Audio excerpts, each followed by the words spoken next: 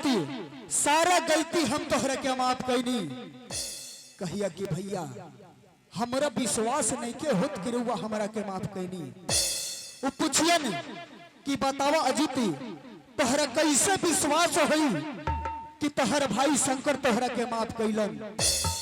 तो सीधे कहिया भैया हमरा विश्वास होई कब, जब रउआ अपना सीना में लगा के हमरा पीठ पे हाथ रख के कहे कि जा अजीत सारा गलती तोहरा के माफ कर देनी।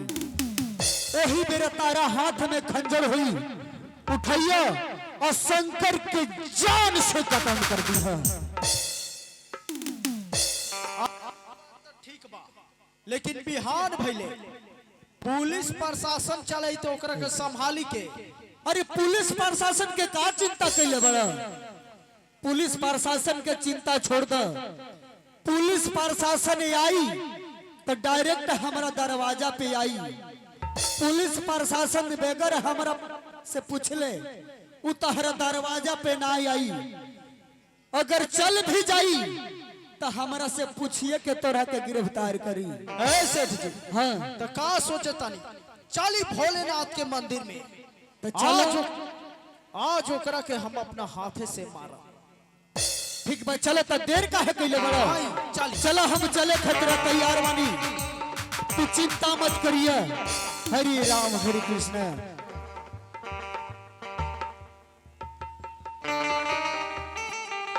चलता नहीं हम अपना भाई के बलौले वाली शंकर जी के मंदिर में आते हुए इस सब कुछ देके चल जाए हम कहीं तो। मेरा जीवन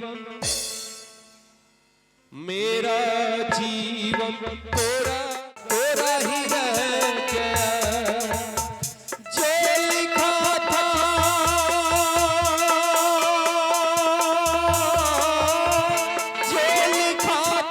आंसुओं से संग बह गया।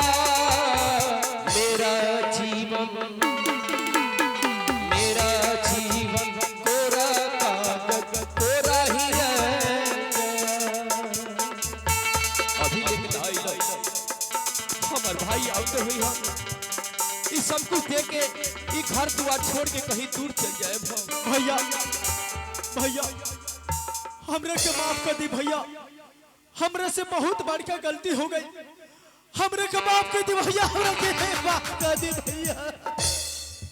अजीत भैया उठा भाई, आज के बाद ऐसा गलती कबो ना हुई भैया। एक बार हमरे के माफ कर दी भैया, एक बार।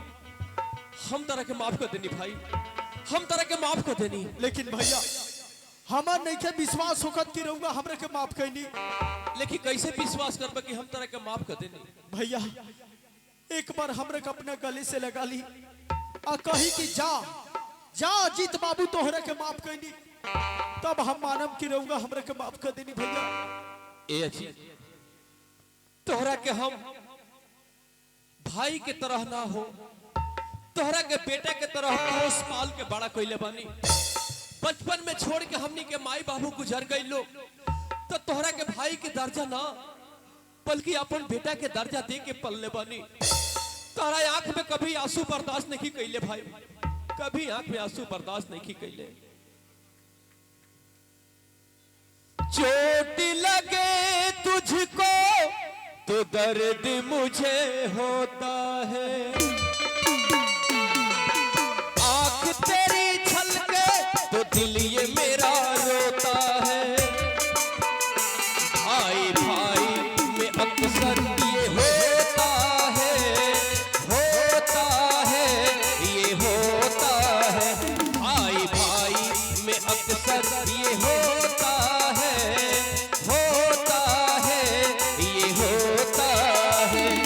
चोट लगे तुझको तो दर्द मुझे होता है, आंख तेरी छलके तो दिल ये मेरा रोता है। भाई भाई में अक्सर ये होता है, ये होता है। भाई भाई में अक्सर ये होता है, ये होता है। कैसे विश्वास करबे कि हम तरह के माफ कर देनी भाई? भैया हमरा के एक बार अपना गले से लगा ली भैया। आओ भाई, आई तोहरा के गले लगावे खातिर त हम आत्मा तड़प रहल तो बा। का सोचे तनी भैया, आवा अजीत, हमरा के अपना गले से लगा ली भैया, आवा, हमरा के अजीत। अपना गले से लगा ली। हम तरह के माफ कर देनी भाई, आज के हम बाद तरह के माफ कर देनी। ऐसा गलती अजीत, ई तू का करत रह भाई? ई तू का करत रह? हम तोहरा के माफ कर दी। ना अजीत,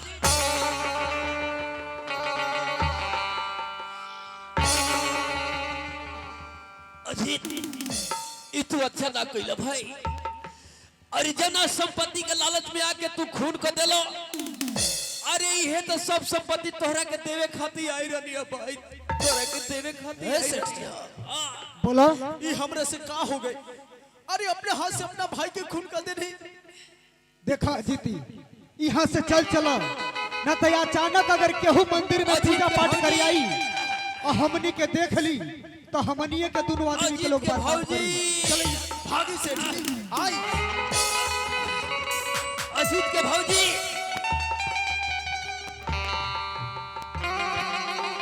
अजीत के भौजी कहाँ बाड़ू हो? तोहार बाबूजी गल बनी बेरा मंदिर में बंटवारा करे, अब ले ना आई ना जाने कौन ऐसा बात है बेटा। चला हमनी देखल जा, चला। अजीत के भौजी, गोपाल के बाबूजी के कैले सन, के कैले सन? अजीत के भौजी, ई खून केहू अवर ना, ई खून अजीत अपना हाथ से कैले बड़ो। लेकिन आज तू कसम खा कि हमरा मर गईला के बाद में ई खून के अंजाम हमरा भाई के सर पर मत आवे दिहा। ई खून के अंजाम तू अपना सर पर ले लिहा, लेकिन हमरा भाई के सर पर मत आवे दिहा, ना तो हमरा भाई के पुलिस प्रशासन मारी, हमरा आत्मा के कभी शांति ना मिली। वो वादा करो हमरा से कि खून के अंजाम तू अपना सर पर ले ले बुनू। हमरे से वादा करता नहीं, एक खून के इल्जाम हम अपना सर पर ले ले। अजीत बबुआ के ऊपर आज तक ना आवे दे, लेकिन रवा कुछ ना होई। चली रवा के लेके हम अस्पताल चलता नहीं। अजीत के भौजी, लगा था कि हवा तुहार संगत आगे तक ले रहा। अब हम जा रहल बानी तरह के छोड़ के, तू हमरा के माफ कर दिहा। गोपाल के बाबूजी, ये हम का देख रहल बानी कि भोलेनाथ के मंदिर में खून हो गई। लागत है दरोगा बाबू के फोन करही के पड़ी। 99 312 54 404। हेलो। हेलो दरोगा हाँ, बाबू, हाँ सेठ जी, रउआ जल्दी चल आई, भोलेनाथ के मंदिर में खून हो गई बा। क्या कहा आपने? खून हो गया है? हाँ खून हो गई बा, रउआ जल्दी आई। ठीक है सेठ जी, मैं अभी आ रहा हूँ। ठीक भाई आई।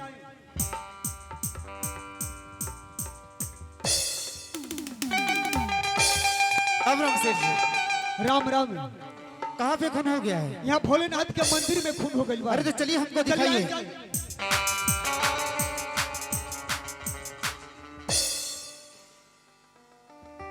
बात तो सही कहा सेठ जी, खून तो हुआ है और खूनी हमारे सामने है।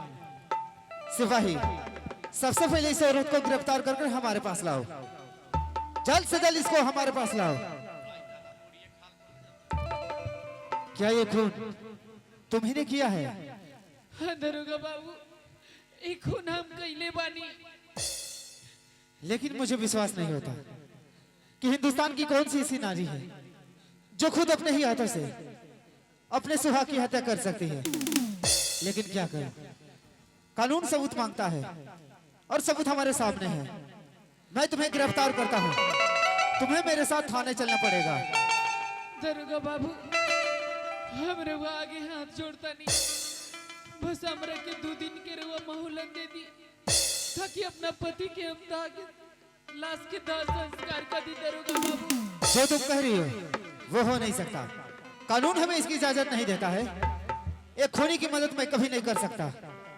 दरोगा बाबू, अरे मान के चले कि हमारा गांव समाज के एगो गरीब प्रजा हिया, अरे जब 2 दिन के मोहलत मांगतिया तो हमारा विश्वास पर एकरा के 2 दिन के मोहलत दे दहल जाओ। आपको पता है सेठ जी,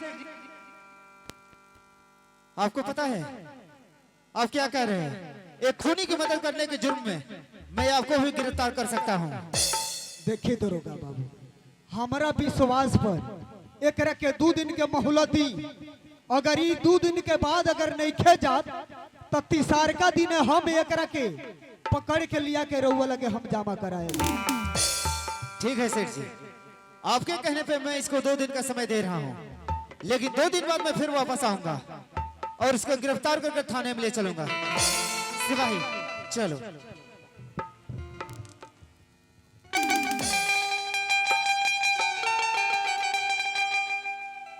बिन से दूर की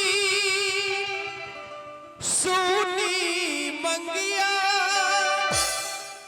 बिन चूड़ी की कालाई, नहीं अर से जब दुल्हनी बिटिया, कैसे के भइले बिदाई। बाबुल के अंगना से उड़ जाओ चिरई, अंगना भइले परदेस हो। बाबुल के अंगना से उड़ जाओ चिरई, अंगना भइले परदेस हो। कैसे के होई है माई के करजवा, काहे धैलू विधवा के भेष हो। बाबुल के अंगना से उड़ जाओ चिरई, अंगना भइले परदेस हो। कैसे के होई है माई के करजवा, काहे धैलू विधवा के भेष हो। बाबुल के अंगना से उड़ जाओ चिरई, अंगना भइले परदेस हो।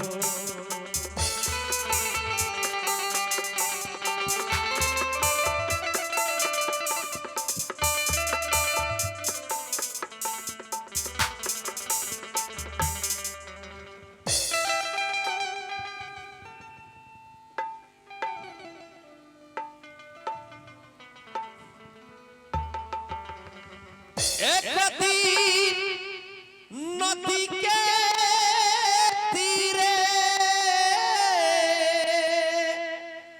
जाते रहनी धीरे रे धीरे, हम आंखें देखने, हम आंखें देखने सुंदर शरीरिया, अगिया में जोर लाएगा। हम आंखें देखने सुंदर शरीरिया, अगिया में जोर लाएगा।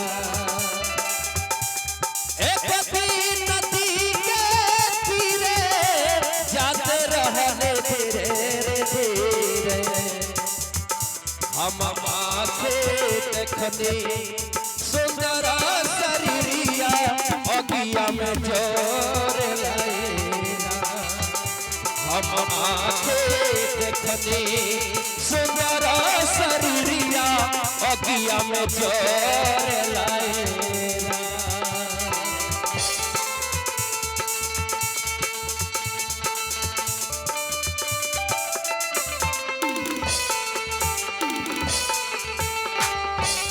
बसवा के ले पीवाना, घाटे ले चारी जाना।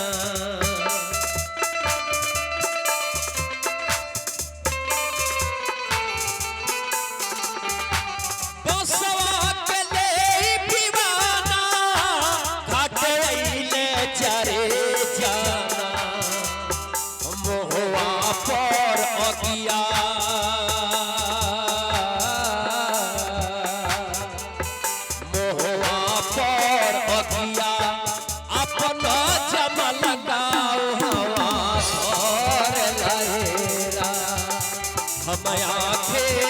देखनी सुंदर शरीरिया अकिया में जोरे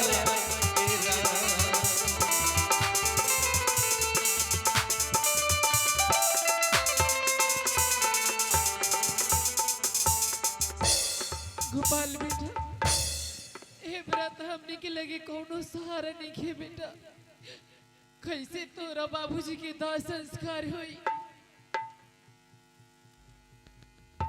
देखा बेटा तू अपन चाचा के पास चल जा तू अपन चाचा से कहिया कि चाचा जी हमार बाबूजी के मंदिर में खून कोई कर देले बा उनकर दाह संस्कार करे खातिर हमके 500 रुपया दा जा बेटा तू अपन चाचा से 500 रुपया मांग के ले आओ जा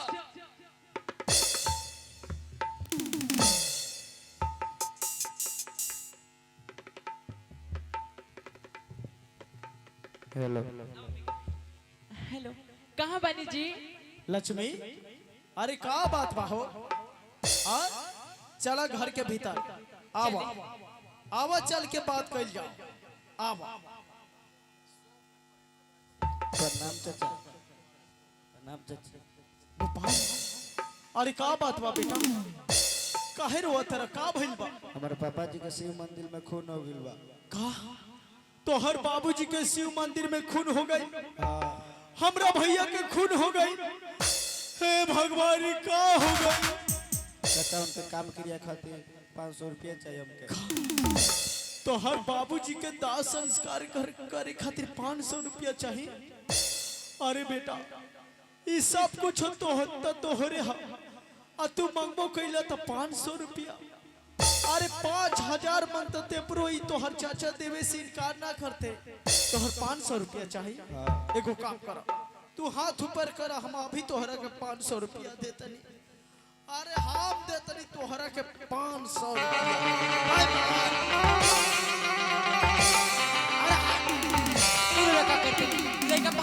अरे जानो तरू लक्ष्मी ई उहे बैमानवा के बेटा हा ई उहे बैमानवा के बेटा हा 500 रुपया मांगे खातिर चले बा लागता कि एकर बाप कमा के हमरा घर में 500 रुपया चाचा जी पैसा ना दिला पैसा चाहिए हाँ, लक्ष्मी।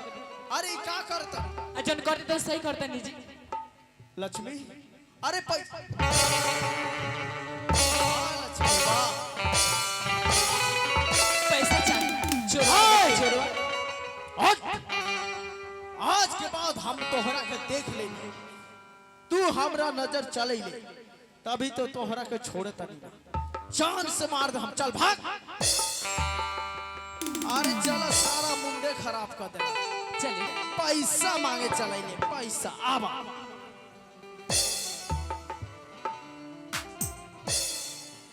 हमार गोपाल बेटा वही बेरा गइल पैसा ले अब ले पैसा लेके ना आई ना जाने ओकर चाचा चाची ओकरा से कैसन व्यवहार कैले होइलो कैसन ना चाचा पैसा ना देले बहुत मार मारले सही कहल गइल बा बेटा कि जब समय पड़ेला ना अपन भी पराया बन जाला अपन लोग भी साथ छोड़ देला कोनो बात ना बेटा ये दुनिया बहुत लंबा चौड़ा बाटे हम सुनले बानी कि बस्ती के लोग बहुत दयालु बाटे जे भी गिर जाला सब कोई मिल के ओकरा के उठावेला जे बेसहारा होला ओकरा के सब कोई मिल के सहारा देला सब कोई ओकर सहारा बन जाला अपने पति के दाह संस्कार करे खातिर रवलोने के आगे हम हाथ जोड़तानी हमरा अचरा में बस 1-1 रुपया डाल दी हमरा पति के दाह संस्कार हो जाए